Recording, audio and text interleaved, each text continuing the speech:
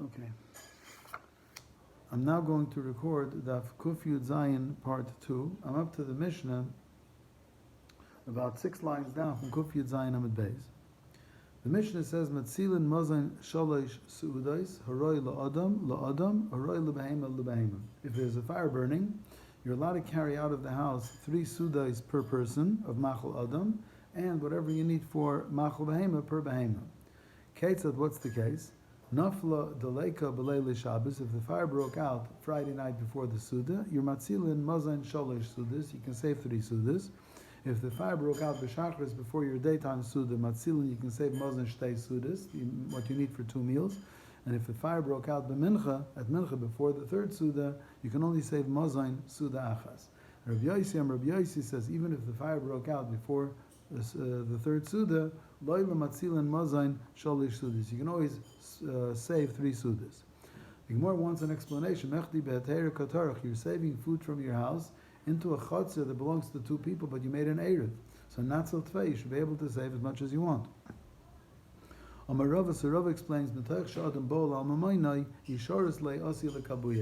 if you allow a person to save as much as he possibly can, he might take a shortcut and take a fire extinguisher and just extinguish the fire altogether. Amar le Abayis says, if that's the kind of gezeira we make, so Ella, can you explain Hadatanya, a different brisa? Nishbar like chavis b'rosh gaga, a barrel of wine broke on top of a person's roof. Maybe keli maniach tachtel, you can bring a barrel and catch the wine that's running off the roof into the barrel. V'vat shalayavi keli achar v'yikloit, keli achar v'yitzari. You can't bring a keli to catch wine in the air and then pour it into the barrel. You can't take a keli and attach it to the roof where the wine is leaking from and channel it into a barrel. So also Mike Zerika, what's the problem of catching the wine in the air and then pouring it into another barrel? Or what's the problem with attaching a keli and creating a channel into a barrel? And the answer is Hachanami. They're also Gzeira Shemayavi Keli Derech Rishus Harabim. We're afraid that you might, if you start using extra kelim, you might start bringing kelim and carry it from the street into your house or into your backyard. Gufa, let's go over this brisa one more time. Nishbur like chavis b'resh gaga, a barrel of wine broke on top of the roof. Maybe keli miniach tachtel. What you can do is bring a barrel to catch the wine that's leaking from the roof into the barrel. What you cannot do is b'vat shaliyavi keli achar v'yikleit, keli achar v'yitzarif. You can't bring a keli to catch wine in the air and then pour it into a barrel. You can't bring a keli to fuse it or attach it to the roof so that it channels the wine into a barrel. What if you're having more guests and they're coming to eat and drink by your table? Then maybe keli achar v'koilet, keli achar mitzarif. The Rabbanu were lenient and they weren't going to be geyser that you might come to bring it through the Rishus Harabim, and they allowed you to save as much wine as possible because you have guests. But v'loy yikloit v'achar kach yasmin, el yasmin v'achar kach yikloit. Don't catch the wine using extra kelim and then excuse what you did because you afterwards invite the guests. You have to have invited the guests first, and after the guests have been invited, then you can use a keli to catch the wine in the air to pour into the barrel, and then you can attach a keli to the roof in order to channel it into a barrel. And they marimin bekach, and mishum Rabbi Yossi bar Yehuda amar marimin. There's a machlokes Tanakama Rabbi Yossi bar Yehuda. Are you allowed to be sly? Can you invite somebody 2-3 o'clock Shabbos afternoon, come eat lunch by me? And therefore now I have guests. Now that I have guests, I can do extra things in order to save more wine, when you know they're not going to eat by you. Rabbi Yossi bar Yehuda says you're allowed to use this sly subterfuge. Lema, shall we say, but look to the Rabbi Shokim Eflagi, maybe the dispute whether you can use subterfuge or not is an old machlekes of Rabbi Rabbi Yeshua. Netanya, there's a brisa in Be'ah, Oisav es b'noi shenaflu lebor. 2 animals fell into a pit, the mother and the vlad. Now, you're not allowed to be matriach to take a behema out of the bor unless you can shecht it on yontif. And now you can't shecht Oisav es b'noi. So Reb Lezer's machmer, he says, Ma'alas harishon amnas l'shoichta, you can take one out in order to shecht it on yontif, Vasheni, and the other one that you can't shecht on yontif because now it's Oisav es b'noi, Oisav le'parnasa b'mekayma b'shvol shalayamus. You lower food down into the bor to make sure it doesn't die so you can take it out after yontif. Rabbi Yeshua says you can be sly. Malin is harishon amnas l'shoichta ve'ein l'shoichta. Bring up the first one with the intent to shecht it, but then don't shecht it. Umarim, make as if, I don't like it, maybe the other one will be better. And then malus hasheni, and then since you think the other one will be better, now you bring up the other one. And in the end, Rotz Zeh Sheichud, Rotz Zeh Sheichud. You can shecht A or B, but at least you got them both out of the pit. So Rabbi Yeshua allows you to be sly, and Rabbi Lezer does not. L'cher, that's the same machlokes whether you can invite guests Shabbos afternoon to eat the Shabbos the Kesuda by you, being sly, in order to be able to save extra wine. The Gemara says the two disputes are not related. Mimai. The Ma'atkan l'kamer Rabbi Lezer Hasam. You know why Rabbi Lezer said he's machmir? Is mishum de'efshir, because de'efshir b'parnasa. Because you take out one animal, the other animal, there's an eitzah. You can always lower food into the bor and feed it like that. So you don't have to be sly in order to get them both out.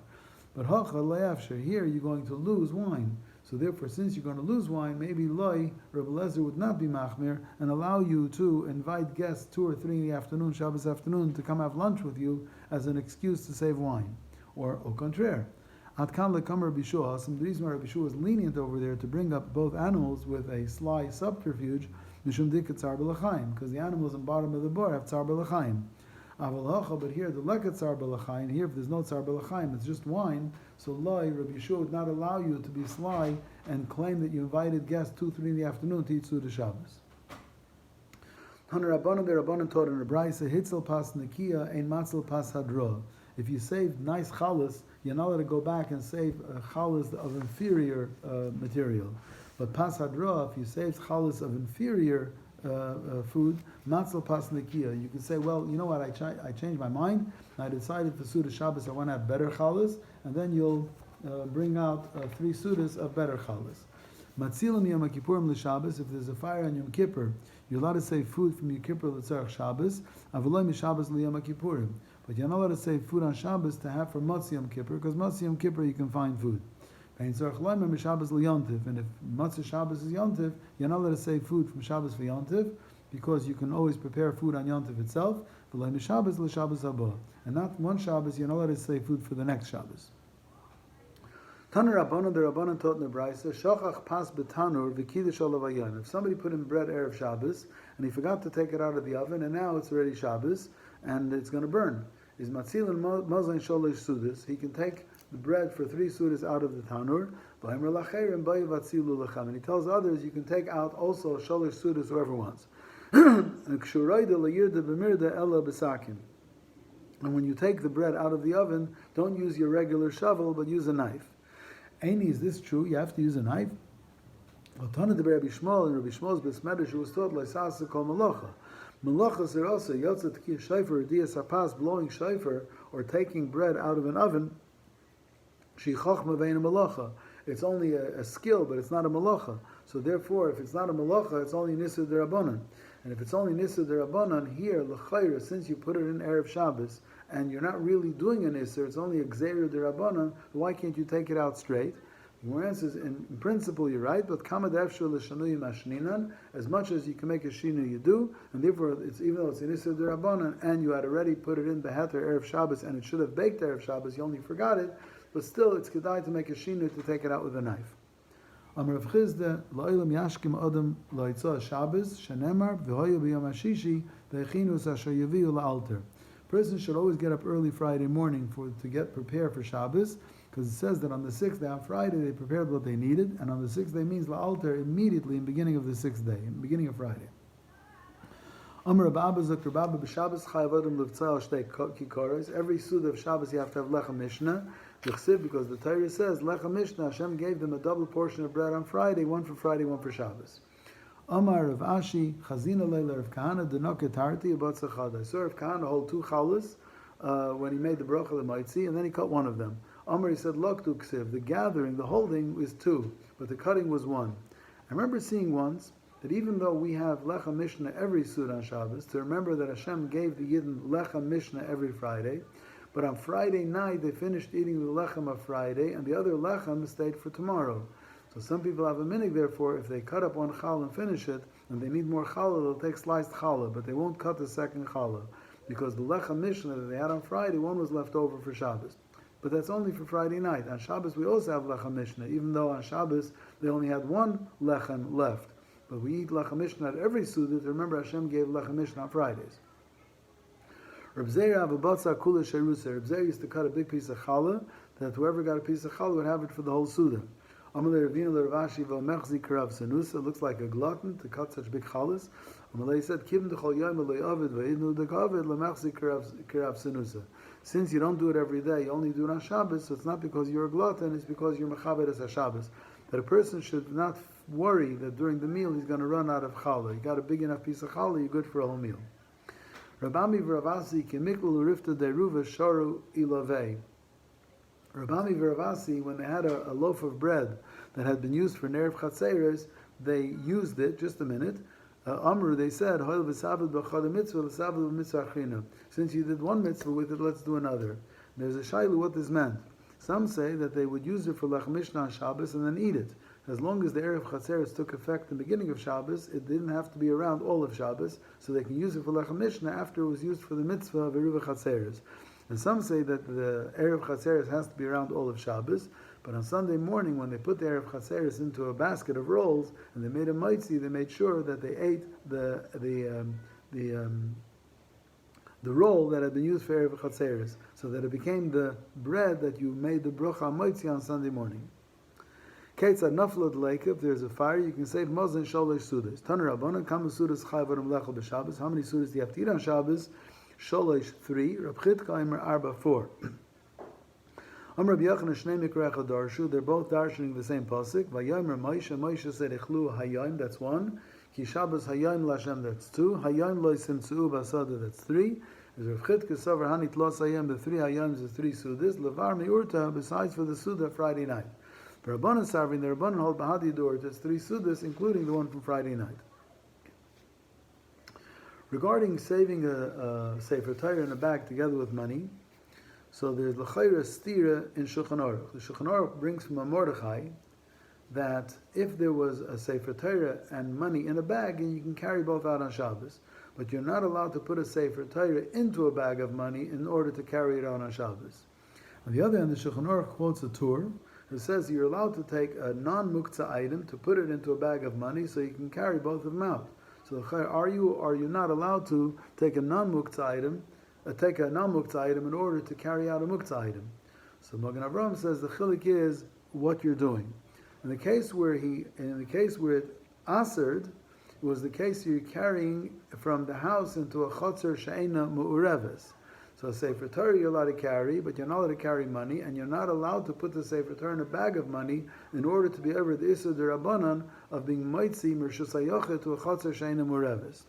The second halacha is talking where you have a yard with an Erev, or a privately owned yard, which doesn't need an Erev.